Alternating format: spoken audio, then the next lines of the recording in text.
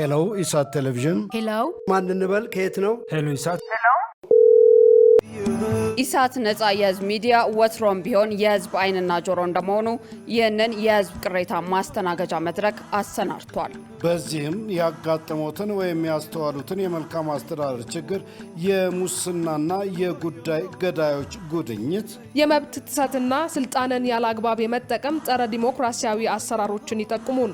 የሚመለከተውን የመንግስት አካል በማነጋገር ተጠያቂነት የሚሰፍንበትን መፍትሄ እናፈላልጋለን። በስልክ ቁጥሮች 0901 4588 45 ወይም 0901 45 11 45 በተጨማሪም በ0944 02 11 11 ይደውሉ። ልናስተናግደው ዝግጁ ነን። ኢሳት ነፃ የህዝብ ሚዲያ። አርዕስተ ዜና። መንግስት የትግራይን ክልል ውጥረት ለማስቆም ጠንካራ እርምጃ እንዲወስድ ተጠየቀ። ኢትዮጵያ ባለፉት 10 ዓመታት በህገወጥ ገንዘብ ዝውውር ብቻ 24 ቢሊዮን ዶላር እንዳጣች ጥናት አመለከተ። ከውጭ የሱዳን ልዩ ፍርድ ቤት በፈጥኖ ደራሹ ኃይል መሪ መሐመድ ሐምዳን ዳጋሎ ላይ የሞት ፍርድ አስተላለፈ።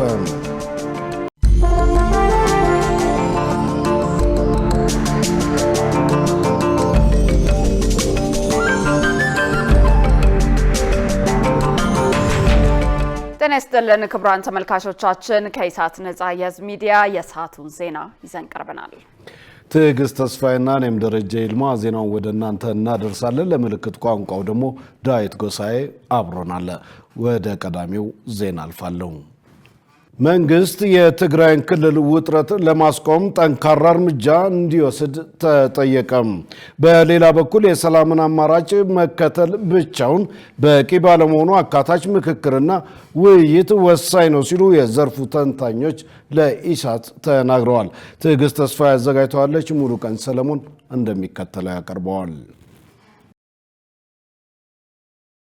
የትግራይ ክልል ወጣቶች በግዳጅ እየታፈኑ ሱዳን ላለው ጦር እየተወሰዱ መሆኑን ጠቅላይ ሚኒስትር አብይ አህመድ በስድስተኛው የኢፌዴሪ ሕዝብ ተወካዮች ምክር ቤት ማብራሪያ በሰጡበት ወቅት ገልጸዋል። በተያያዘም መንግስት ለሰላም ቅድሚያ በመስጠት እየሰራ ቢሆንም በክልሉ የሚንቀሳቀሱ ኃይሎች ግን ችግሩን እያባባሱት መሆኑን ተናግረዋል። በክልሉ ያለውን ውጥረት ለማስቆም በፌዴራል መንግስት በኩል ምን መደረግ አለበት ሲል ኢሳት የዘርፉ ተንታኞችን አነጋግረዋል። የሰላምና ደህንነት መምህሩ ዶክተር ሙሉጌታ አየለ በሰጡት ምላሽ የሰላምን አማራጭ መጠቀም ጥሩ ነው፣ ነገር ግን ብቻውን በቂ አለመሆኑን ጠቅሰው አካታች የውይይት መድረክ መፍጠር ይገባል ሲሉ ተናግረዋል።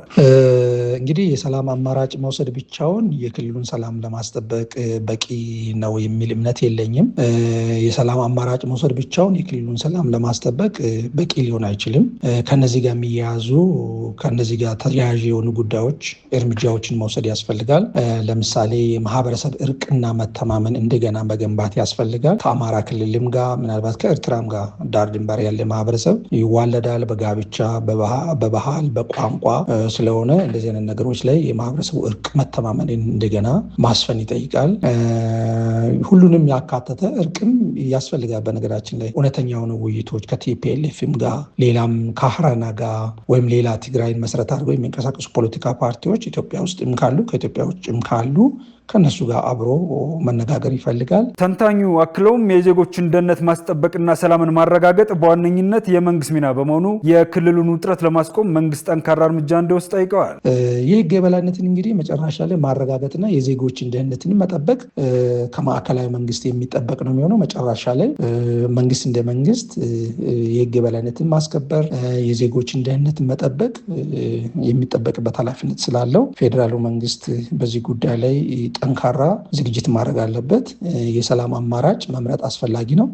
ጠቃሚ የመጀመሪያው እርምጃ ቢሆንም ሰላሚ እንግዲህ ዘላቂ የሆነ ሰላም የሚገኘው ይህንን የሚደግፉ የተፈረሙ ውሎች አሉ። የፖለቲካ ውይይቶች ያስፈልጉናል። የደህንነት ውይይቶች ያስፈልጉናል። ሴኩሪቲው እንዴት እንደሚሆን ምክንያቱም ኤርትራ ጋር የሚጎራበት ሰፊ ክፍል ስላለው የትግራይ ክፍል የሀገርም ደህንነት ጉዳይ ስለሆነ የህግ ማህበራዊና ኢኮኖሚያዊ እርምጃዎችን በአንድነት ሳይነጣጠሉ ተግባራዊ ሲሆኑ የመጨረሻ ላስቲንግ ፒስ የሚባለውን ተፈጻሚ ለማድረግ ለመተግበር እጅግ በጣም ያግዛል የሚል እምነት ነው ያለኝ። ሌላኛው የፖለቲካ ተንታኝ ሴናሳ ደምሴ በበኩላቸው በክልሉ ያለውን የፖለቲካ ውጥረት ለዓለም አቀፉ ማህበረሰብ ከማሳወቅ በዘለለ በመንግስት በኩል ዘላቂ ሰላምን ለማስጠበቅ ህግ ማስከበር ይገባል ሲሉ አሳስበዋል።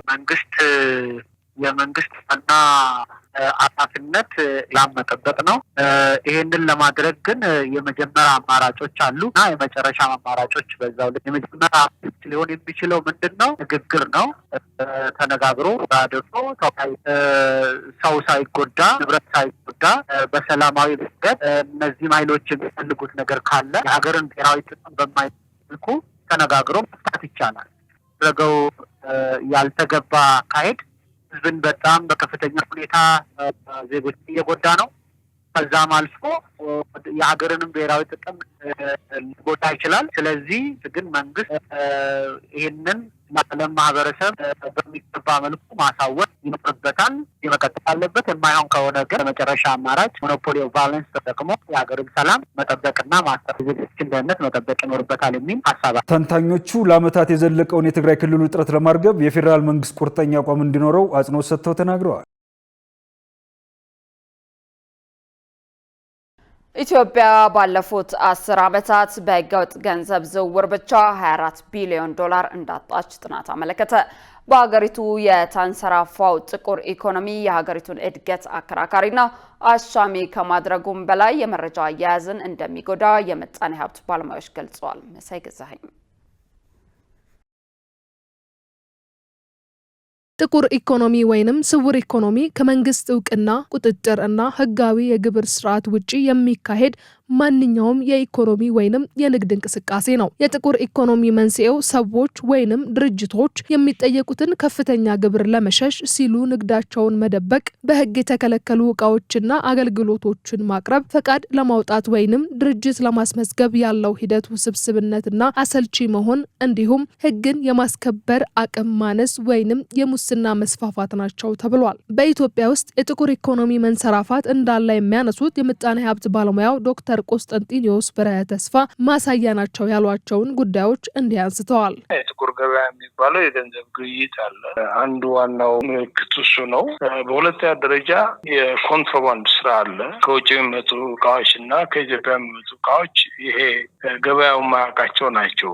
በግለሰቦች መካከል የሚካሄዱ ናቸው። በሶስተኛ ደረጃ ደግሞ ከመንግስት ጋር በተያያዘ በርከት ያለ የመንግስት ገቢ የማይሰበሰብበት ወጪ አካውንት የማይደረግበት ሁኔታ ነው። የዋና ኦዲተሯ ሪፖርት ለተወካዮች ምክር ቤት በግልጽ ነው የሚያሳየው እና እነዚህ አገሪቱን ነው የሚያደሟት እና ለምሳሌ ግሎባል ፋይናንሽል ኢንቴግሪቲ የሚል ዋሽንግተን ዲሲ ቢሮ ያደረገ ትልቅ ድርጅት ነው። ምርምር ነው የሚያደርገው። ባለፉት 10 ዓመታት ኢትዮጵያ በዚህ በህገወጥ ገንዘብ ዝውውር ብቻ 24 ቢሊዮን ዶላር አጥታለች። ይሄ ከሀገሪቱ ካለባት ዕዳ ጋር የሚመጣጠል ነው። ያ እንዳለ ትልቅ ጥቁር ኢኮኖሚ ነው። የምጣኔ ሀብት ባለሙያው ዘሪሁን ጴጥሮስ ደግሞ የህገወጥ የንግድ እንቅስቃሴዎች መስፋፋት ለተቋማት ሰራተኞች ተገቢ ክፍያ አለመክፈል የጥቁር ኢኮኖሚ ማሳያ ናቸው ብለዋል። አክለውም በሀገሪቱና በንግዱ ላይ የሚያስከትለውን ተጽዕኖ አንስተዋል። አንድ ሀገር ማግኘት ያለባትን ገቢ አታገኝም። ከፍተኛ ጉዳት አለው። በሀገርም ያለውን ለምሳሌ መረጃዎች አሉ። የመረጃ አቋታችን ስለ እድገታችንም ካወራን አሁን ያለንበት የእድገት ደረጃ አላደግንም፣ አልተለወጥንም፣ አልተቀየርንም ብዙ እያልን የምናነሳቸው ተቃውሞች ይኖራሉ። ያ ከምን የተነሳ ነው? የዳታዎች በተገቢ ሁኔታ ለመሰራጨት። ምክንያቱም የተመዘገበው ኢኮኖሚ ብላክ ኢኮኖሚ ነው። ስለዚህ በዛ መንገድ ሰው እየሰወረ ከሆነ እድገታችንን በትክክል ለማወቅ አንችልም። በንግድ ውስጥም አንዳንዱ በተሻለ መንገድ ወይም ህጋዊነትን ተከትሎ ሲሰራ በህገወጥ መንገድ የሚሰሩ ነገሮችን በሚስፋፉ ሰዓት ቅድም ያልነው ገቢ ስለምናጣ በንግዱ ማህበረሰብ ላይ ተሞክሮ ጥሩ አይሆንም። እነዚያም በመደበኛነት ወይም በህጋዊነት የሚሰሩትም ወደ ህገወጥነቱ ተግባር የመሰማራት እድላቸው እየሰፋ ይመጣል። ያዞሮ ዞሮ ደግሞ ኢኮኖሚ ነው የሚያበላሸው። ጥቁር ኢኮኖሚ በማህበረሰብ ላይ ከፍተኛ ጫና ይፈጥራል የሚሉት ዶክተር ቆስጠንጢኖስ ሀገሪቱ ይህንን ብትቆጣጠር የተሻለ ነው ሲሉ ገልጸዋል። ትልቅ እንደምታለው እንጂ አሁን እኮ እነዚህ በጥቁር ኢኮኖሚ ውስጥ የሚጫወቱ ሰዎች በርከት ያለ ገንዘብ የሚያገኙ ናቸው። ከሙስና የተገኘ ገንዘብ ሰዎች እንደፈለገ የሚያጠፉት ገንዘብ ነው። ይሄ ለተራው ዜጋ ከፍተኛ ጫና ነው የሚፈጥርበት። ምክንያቱም ከእነሱ ጋር መወዳደር አይችልም። እንግዲህ ግሽበት ያቀርቦትና የፍላጎት ጥያቄ ነው የምንል ከሆነ ለምሳሌ ጤፍ ስናይ የዛሬ 10 ዓመት የነበረው ዋጋና አሁን ያለው ዋጋ ማወዳደር ይቻላል። ስለዚህ በተፈለገው ዋጋ የሚገዙ ሰዎች አሉ ማለት ነው። ከፍተኛ ጫና ነው ያለው እና እንደዚህ አይነት ህገወጥነት እነሱን መቆጣጠር ብንችል ሀገሪቱ ከምታገኘው ገንዘብ እና እንዲሁ ከአይኤምኤፍ እና ከዓለም ባንክ ጋር ያለብን በቀውስ የተሞላ የዕዳ ጫና ጭቅጭቅ ከዛ ልንወጣ እንችላለን የሚል ግምት አለኝ። በጥቁር ኢኮኖሚ መንስኤ የመንግስት ገቢ ሲቀንስ ለትምህርት፣ ለጤና፣ ለመንገድ የሚሆን በጀት ማነስ፣ በገበያው ላይ ከፍተኛ የዋጋ ልዩነት እና የሰራተኞች መብት አለመረጋገጥ እንደ ጤና ዋስትና፣ የጡረታ አበል ወይንም የስራ ዋስትና እንደማይኖር መረጃዎች ያመለክታሉ። የኢትዮጵያ ብሔራዊ ባንክ የብድር ጣሪያ ማንሳቱን አስታወቀ። የኢትዮጵያ ብሔራዊ ባንክ የገንዘብ ፖሊሲ ኮሚቴ ባደረገው ስብሰባ ከዚህ ቀደም በባንኮች ላይ ጥሎት የነበረውን ጊዜያዊ የብድር ጣሪያ ሙሉ በሙሉ ማንሳቱን ገልጿል። ይህ ውሳኔ ወደ ገበያ መር የገንዘብ ፖሊሲ ስርዓት ለመሸጋገር የተወሰደ እርምጃ መሆኑ በመግለጫው ተጠቅሷል። የዋጋ ግሽበትን ለመቆጣጠር ባንኩ የፖሊሲ ወለድ ምጣኔን በ1 በመቶ ከፍ አድርጓል። በተጨማሪም የዋጋ ግሽበትን ለመከላከል አዲስ የታለመ የመጠባበቂያ ግዴታ ማዕቀፍ አስተዋውቋል ተብሏል። ከውጭ ንግድ ጋር በተያያዘም ባንኩ የውጭ ምንዛሪ ኮሚሽንን ከ2.5 በመቶ ወደ 1.5 በመቶ ዝቅ አድርጓል። እንዲሁም ላኪዎች የሚያገኙትን የውጭ ምንዛሪ ለባንክ የመሸጥ ግዴታ 50 በመቶ የነበረውን ወደ 30 በመቶ ዝቅ በማድረግ የላኪዎችን ተወዳዳሪነት ለማሳደግና የውጭ ምንዛሪውን ገበያ ለማጠናከር ማቀዱን ከተቋሙ የተገኘው መረጃ ያመለክታል።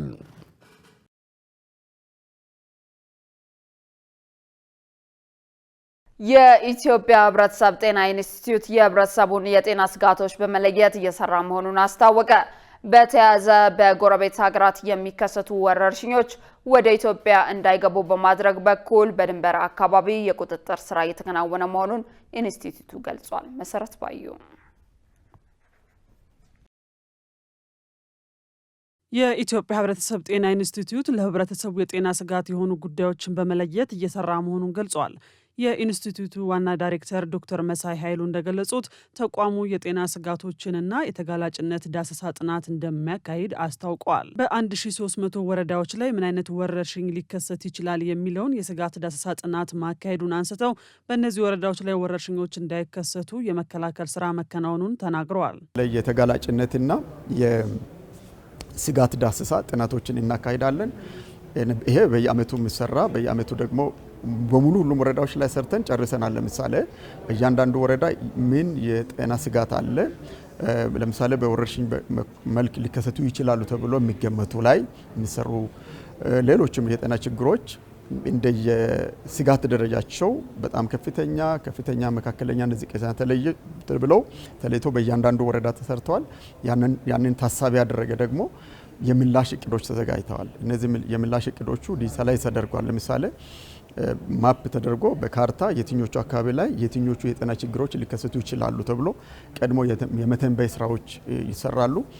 እስኪከሰቱ ድረስ መጠበቅ ሳይሆን የመከላከሉን ስራ ደግሞ በጣም በቅርበት ከጤና ሚኒስቴር ከክልል ጤና ቢሮዎች እስከ ጤና ኤክስቴንሽን ፕሮግራሙ ጋር የማቀናጀት የማሰናሰል ስራዎች ተሰርቷል። ዋና ዳይሬክተሩ አክለውን በጎረቤት ሀገራት የሚከሰቱ ወረርሽኞች ወደ ኢትዮጵያ እንዳይገቡ ለማድረግ በድንበር አካባቢ ቁጥጥር እየተደረገ መሆኑን ገልጸዋል።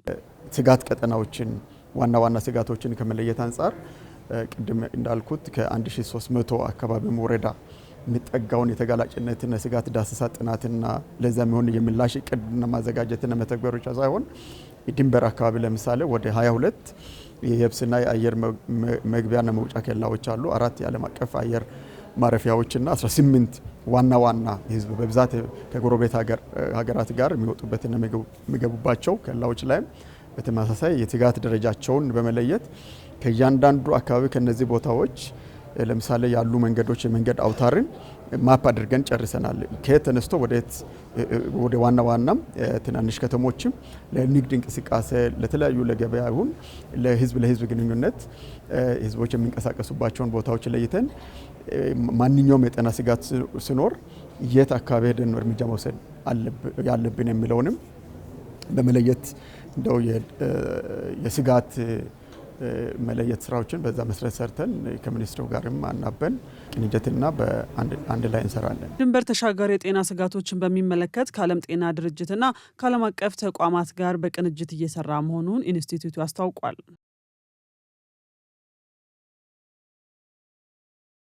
ብሔራዊ ተሃድሶ ኮሚሽን እስካሁን ከ95,000 በላይ የቀድሞ ተዋጊዎችን ወደ ማህበረሰቡ ማቀላቀሉን ገለጸ።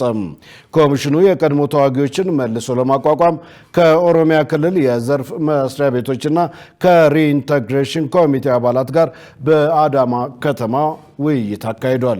የብሔራዊ ተሃድሶ ኮሚሽን ኮሚሽነር ተመስገን ጥላሁን በውይይቱ ወቅት እንደገለጹት በአገሪቱ በተለያዩ ክልሎች የሰላም አማራጭ የተቀበሉና በትጥቅ መፍታትና በመልሶ ማቋቋም ሂደት ያለፉ የቀድሞ ተዋጊዎችን መልሶ ለማቋቋም ኮሚሽኑ ትኩረት ሰጥቶ እየሰራ ይገኛል። ኮሚሽኑ እስካሁን ከ95,000 በላይ የቀድሞ ተዋጊዎችን ወደ ማህበረሰቡ ማቀላቀሉንም ተናግረዋል። የብሔራዊ ተሃድሶ ኮሚሽን ምክትል ኮሚሽነር ብርጋዴር ጀነራል ደርቤ መኩሪያው በበኩላቸው በመልሶ ማቋቋም ረገድ የኦሮሚያ ክልል የተሻለ ስራ እየሰራ ይገኛል ብለዋል። ይሁን እንጂ ትጥቅ እንዲፈታ ከተደረገው የቀድሞ ተዋጊ ቁጥር አኳያ ሁሉንም በዘላቂነት ለማቋቋም የሴክተር ቢሮዎችን፣ የሪኢንተግሬሽን ኮሚቴና የባለድርሻ አካላትን መጠነ ሰፊ ድጋፍ እንደሚጠይቅ ገልጸዋል።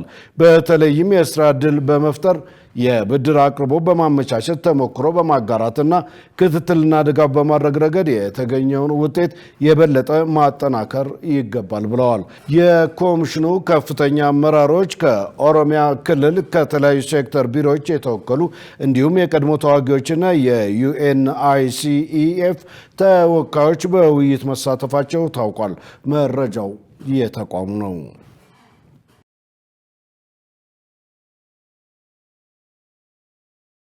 ክቡራን ተመልካቾቻችን ከኢሳት ነጻ የህዝብ ሚዲያ ዘገባዎቻችን አሁንም ወደ እናንተ መድረሳቸውን እንደቀጠሉ ናቸው። በቀጣይነት የቢዝነስና ኢኮኖሚ መረጃዎችን ወደ እናንተ እናደርሳለን። ባልደረባችን ሰላማዊት ሙሉጌታ እየጠበቀችን ነው።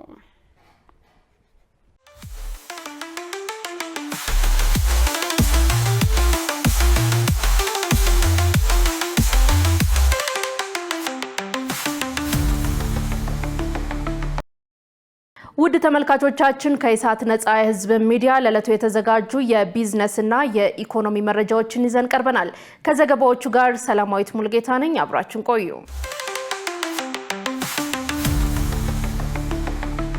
የኢትዮጵያ ፌዴራል ፖሊስ 28.9 ቢሊዮን ብር የሚገመቱ የኮንትሮባንድ እቃዎችን ከነ ተጠርጣሪዎች መያዙን አስታወቀ። የኢትዮጵያ ፌዴራል ፖሊስ በ2018 በጀት ዓመት ከጉምሩክ ኮሚሽንና ከሌሎች የጸጥታ ተቋማት ጋር በመቀናጀት ከ28.9 ቢሊዮን ብር በላይ የሚገመቱ የገቢና ወጭ ኮንትሮባንድ እቃዎችን ከ1830 ተጠርጣሪዎች ጋር በቁጥጥር ስር ማዋሉን አስታውቋል። ተቋሙ የ2018 በጀት ዓመት የስራ አፈጻጸም ግምገማ ወቅት እንዳስታወቀው ህገወጡን የንግድ እንቅስቃሴ ለመቆጣጠርና የኮንትሮባንድን ዝውውር ለመከላከል በተሰራው ስራ ከፍተኛ ውጤት ተመዝግቧል። የፌዴራል ፖሊስ ጠቅላይ አዛዥ ኮሚሽነር ጄኔራል ደመላሽ ገብረ ሚካኤል በወቅቱ እንደገለጹት በወንጀል መከላከል፣ የሀገርን ሰላምና ደህንነት ማስጠበቅ ላይ ተቋሙ በርካታ ተግባራት አከናውኗል። በሌላ በኩል የታላቁ የኢትዮጵያ ህዳሴ ግድብን ጨምሮ ከ600 በላይ ትላልቅ ሀገራዊ መሰረተ ልማቶችን በመጠበቅ የኢኮኖሚ እንቅስቃሴን ለመደገፍ ሚናውን እየተወጣ መሆኑን አስታውቀዋል።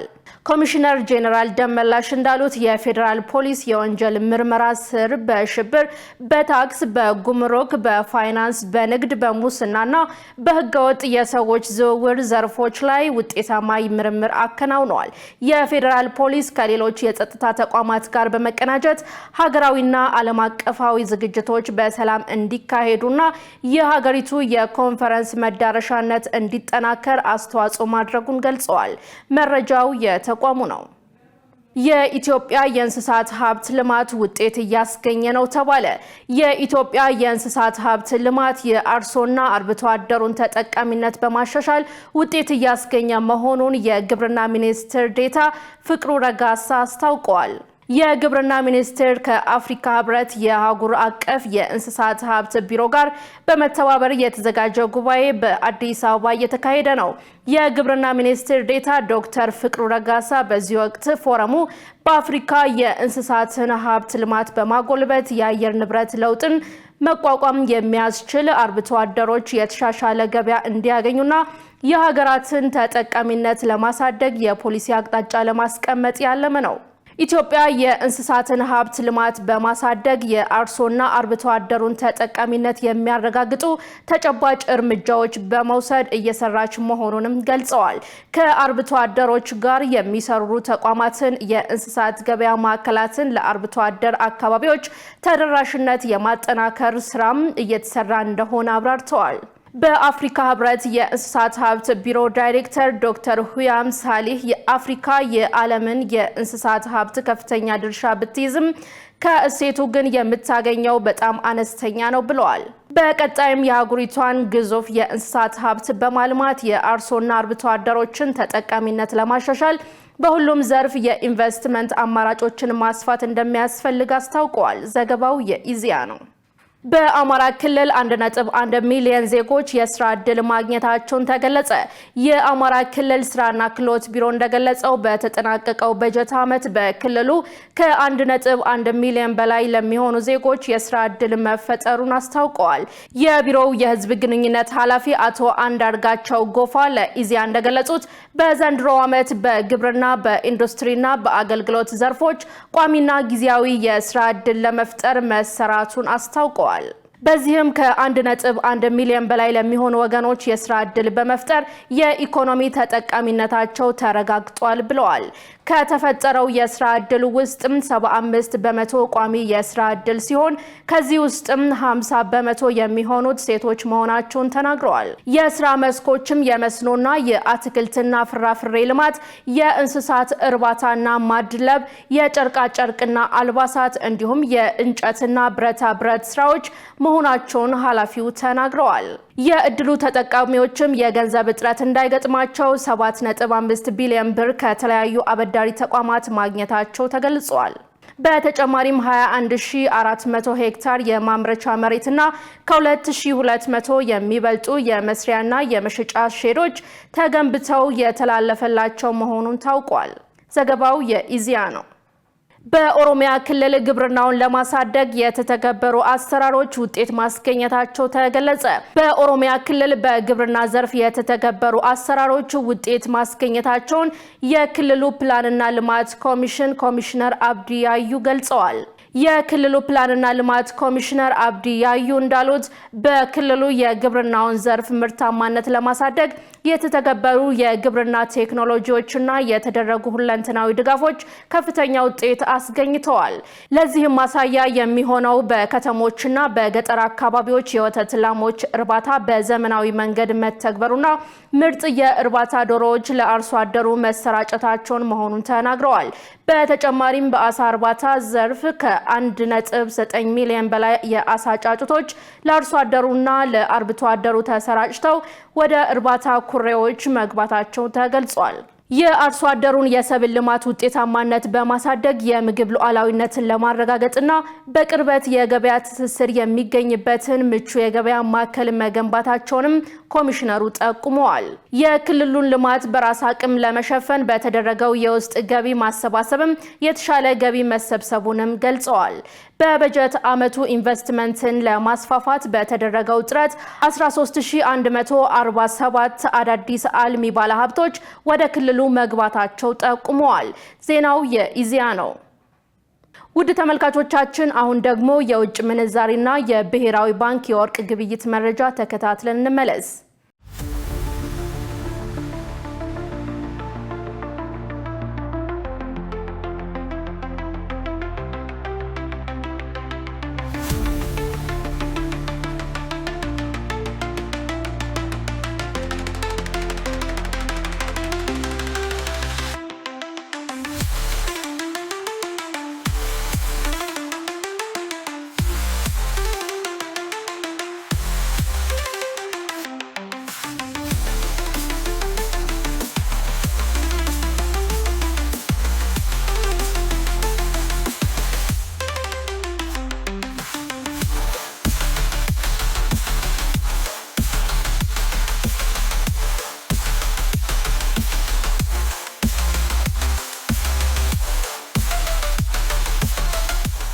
ውድ ተመልካቾቻችን ለዕለቱ የያዝናቸው የቢዝነስና የኢኮኖሚ መረጃዎች ተጠናቀዋል። አሁን ደግሞ ወደ ዋናው ዜና ላሳልፋችሁ።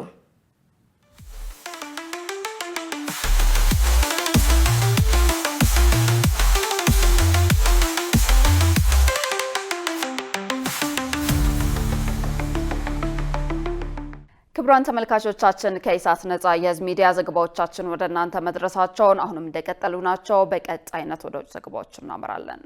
የሱዳን ልዩ ፍርድ ቤት በፈጥኖ ድራሹ ኃይል መሪ መሐመድ ሐምዳን ዳጋሎ ላይ የሞት ፍርድ አስተላለፈ። እርምጃው በሀገሪቱ የእርስ በርስ ጦርነት ከተቀሰቀሰ ወዲህ በአማጽያን አመራሮች ላይ የተላለፈ የመጀመሪያው ውሳኔ ሆኗል። ዮሐንስ ተስፋ ያዘጋጀውን ሰላማዊት ሙሉጌታ እንደሚከተለው ታቀርበዋለች።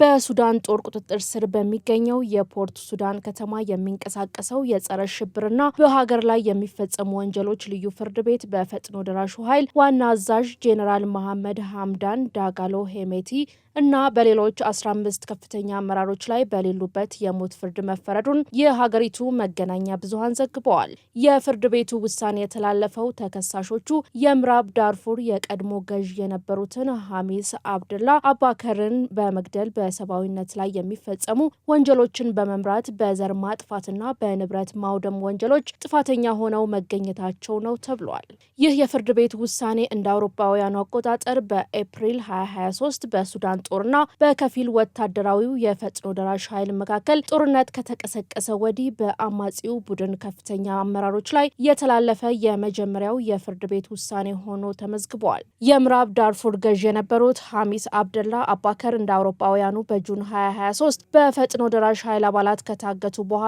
በአሰቃቂ ሁኔታ መገደላቸው ይታወሳል። ገዢው ከመገደላቸው ጥቂት ሰዓታት ቀደም ብሎ የሄሜቲ ኃይሎች በምዕራብ ዳርፉር ዋና ከተማ ኤልጄኔና በሚገኙ ሲቪሎች በተለይም የማሳሊት ጎሳ አባላት ላይ የዘር ማጥፋት ወንጀል እየፈጸሙ መሆኑን በመጥቀስ ለዓለም መገናኛ ብዙሃን በይፋ ከሰው ነበር።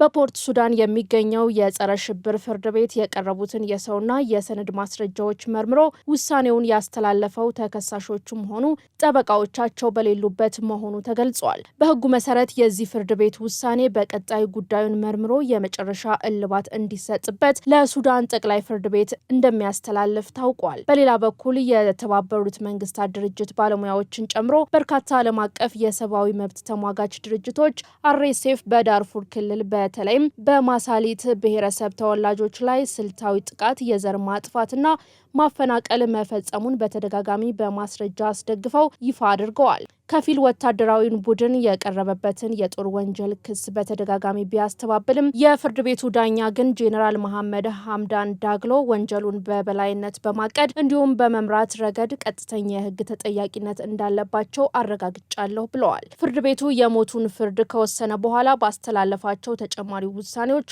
በሱዳን ግዛት ውስጥ የሚገኙ የፈጥኖ ድራሽ ኃይል ማናቸውም ሀብትና ንብረት በሙሉ ተወርሶ ለሱዳን መንግስት ገቢ እንዲደረግ አዟል። በተጨማሪም የሱዳን መንግስት በሌሉበት የተፈረደባቸውን እነዚህ 16 ግለሰቦች በቁጥጥር ስር አውሎ ለህግ ለማቅረብ እንዲችል በዓለም አቀፉ የፖሊስ ተቋም ኢንተርፖል በኩል የፍለጋ ትዕዛዝ እንዲያወጣ መመሪያ ሰጥቷል። ይህ በእንዲህ እንዳለ ጉዳዩ በቀጣይነት ለሱዳን ጠቅላይ ፍርድ ቤት የሚመራ ሲሆን የተፈጸሙት ወንጀሎች ግን ዓለም አቀፍ ባህሪ ያላቸው በመሆኑ በፖለቲካ ምህረት ወይም በይቅርታ የማይሻሩ መሆናቸውን ፍርድ ቤቱ አስምሮበታል። ይህ የህግ እርምጃ የሱዳን ሉዓላዊ ምክር ቤት ሊቀመንበርና የጦር ኃይሎች ጠቅላይ አዛዥ ጄኔራል አብደል ፈታህ አልቡርሃን በፈጥኖ ደራሽ ኃይል ሰራዊት ላይ የሚደረገውን ዘመቻ በህግ ማዕቀፍ ለማጠናከር የወሰዱት ቀጣይ እርምጃ አካል ነው የሚል ትችት ይቀርብበታል። ከ2 ዓመታት በላይ ያስቆጠረው የሱዳን የእርስ በርስ ጦርነት በዓለም ላይ አስከፊ ከሚባሉ ሰብአዊ ቀውሶች አንዱን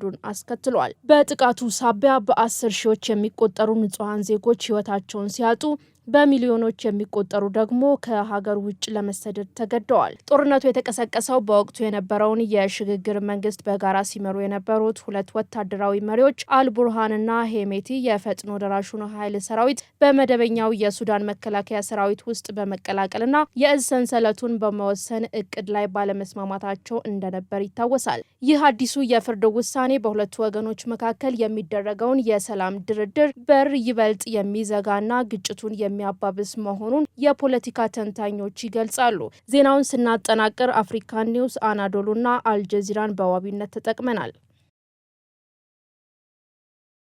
የናይጄሪያ የድሮን ኢንዱስትሪ የአፍሪካን የመከላከያ ኃይል ሉዓላዊነት ያረጋግጣል ተባለ።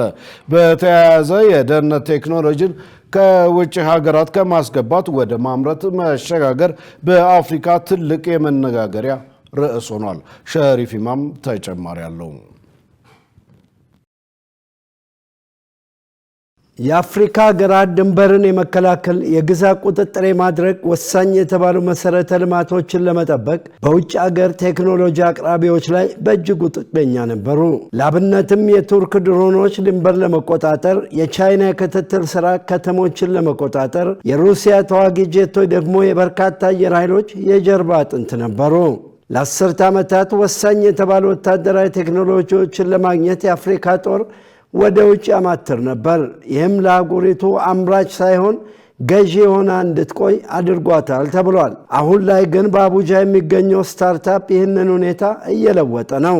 ቴራ ኢንዱስትሪስ በመባል የሚታወቀውና በ2024 በናታን ንዋቹኩ እና ማክስዌል ማዱካ ሁለቱም በሀያዎቹ መጀመሪያ ዕድሜ ላይ የሚገኙ ወጣቶች የተቋቋመ ኢንዱስትሪ ነው።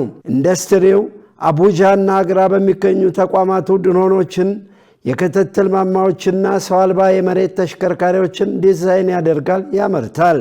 ቴራ ኩባንያ በቀዳሚነት ከውጭ ሀገር የሚገቡ ምርቶች ከመገጣጠም በተለየ የራሱን ሶፍትዌር ያበለጽጋል። በዚህም የአየር ፍሬሞች፣ ፕሮፔለርና ሊቲየም አዮን ባትሪ ማሸጊያዎች የሚያመርት ሲሆን 70 ከመቶ የሚሆነው የምርት ግብዓት ደግሞ ከሀገር ውስጥ የሚገኝ ነው ተብሏል። ኩባንያው በአሁኑ ጊዜ በ8 የአፍሪካ ሀገራትና በካናዳ የሚገኙ የኃይል ማመንጫዎችን፣ የነዳጅ ማጣሪያዎችና ሌሎች ስትራቴጂካዊ ሀብቶችን ጨምሮ ወደ $11 ቢሊዮን የሚገመት ዋጋ ያላቸውን መሰረተ ልማቶች ለመጠበቅ ጥቅም ላይ ይውላል ተብሏል።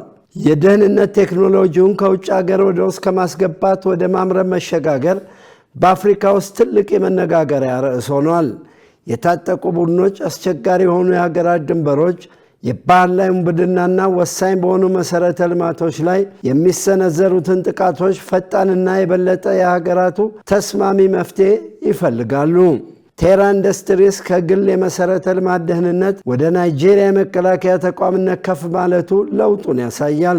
ኩባንያው እንደሚለው ከሆነ ስርዓቶቹ ከባህር ጠለልና የድንበር ክትትል እስከ የኃይልና የማዕድን ሀብት ጥበቃ ድረስ ያሉትን ችግሮች ለመፍታት የተነደፉ ናቸው። በምዕራብ አፍሪካ የባህር ዳርቻ ሀገራት በጊኒ ባህረ ሰላጤ የሚፈጸመው የባህር ላይ ውንብድና ክትትል ላይ ያተኮሩ ናቸው ሲሉ ዋና ስራ አስፈጻሚ ናታን ንዋቹኩ ለአልጀዚራ ተናግረዋል። ከአመፅና ከድንበር ጋር የተያዙ ችግሮች ያሉባቸው ሀገራት የአየር ላይ ክትትልና ፈጣን ምላሽ ሰጪ አቅም ይፈልጋሉ።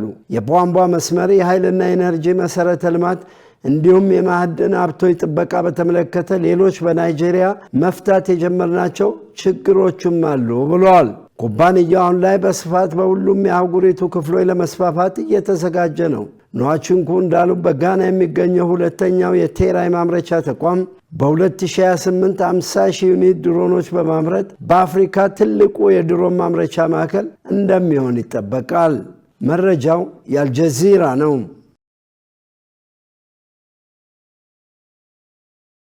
ውድ ተመልካቾች ከኢሳት ነጻ ሕዝብ ሚዲያ የሰዓቱ ዜና ወደ እናንተ መድረሱን እንደቀጠለ ነው። አሁን ደግሞ የስፖርት ዘገባዎችን ወደ እናንተ የምናደርስበት የአየር ጊዜ ላይ ደርሰናል። ሙሉ ቀን ሰለሞን ይጠብቀናል። ወደዛው እንለፍ። ለጤንነት፣ ለምርት፣ ለወዳጅነት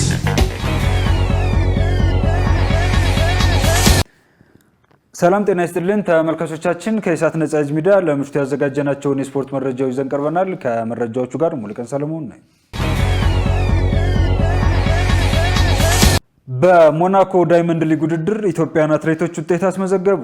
በ10ኛው የሞናኮ ዳይመንድ ሊግ ውድድር ላይ የተሳተፉ ኢትዮጵያውያን አትሌቶች የተለያዩ ውጤቶችን ማስመዝገባቸው ታውቋል። በዚህም በሴቶች የ3000 ሜትር አትሌት አለሽኝ ባወቀና አትሌት ሰናይት ጌታቸው ኬንያዊቷን አትሌት አግነስ ኪቲችን በመከተል ሁለተኛና ሶስተኛ ደረጃን በመያዝ ሲያጠናቀቁ፣ ፍሬወይን ኃይሉ፣ አይን አዲስ መብራቱና ሚዛን አለም እንደየቅደም ተከተላቸው ከ5ኛ እስከ 7ኛ ወጥተዋል። በወንዶች የ5000 ሜትር ውድድር ደግሞ አትሌት ቢንያም ማሪ 6ኛ ሆኖ አጠናቋል። ፊፋ የዓለም ዋንጫ ተሳታፊዎችን ቁጥር ወደ 64 ለማሳደግ እያጤነ መሆኑን ገለጸ። ከፈረንጆቹ 1998 እስከ 2022 ድረስ የፊፋ የዓለም ዋንጫ በ32 ተሳታፊ ሀገራት ሲካሄድ መቆየቱ ይታወሳል። በዘንድሮው የዓለም ዋንጫ ውድድር ደግሞ የተሳታፊ ሀገራት ቁጥር ወደ 48 ከፍ ማለቱ ይታወቃል። ከ4 ዓመታት በኋላ በሚካሄደው የዓለም ዋንጫ ደግሞ የተሳታፊ ሀገራትን ቁጥር ወደ 64 የማሳደግ ሀሳብ እንዳለው የዓለም እግር ኳስ የበላይ አስተዳዳሪ ፊፋ ተናግረዋል። የፊፋው ፕሬዚደንት ጃኒ ኢንፋንቲኖ ከስዊዝ ሚዲያ ጋር ባደረጉት ቃለ መጠይቅ እንደተናገሩት ከ2030 ዓለም ዋንጫ ውድድር በፊት የተሳታፊ ሀገራትን ቁጥር በ16 በማሳደግ 64 የማድረስ ሀሳብ እንደሚመረመር አስታውቀዋል። በዚህም ቀደም ሲል የ2030 የዓለም ዋንጫ እንዲያስተናግዱ ከተመረጡት ፖርቹጋል፣ ስፔንና ሞሮኮ በተጨማሪ ዩራጓይ፣ አርጀንቲናና ፓራጓይ በውድድሩ መጀመሪያ ላይ ጨዋታዎችን እንዲያስተናግዱ እቅድ መያዙንም አመልክተዋል።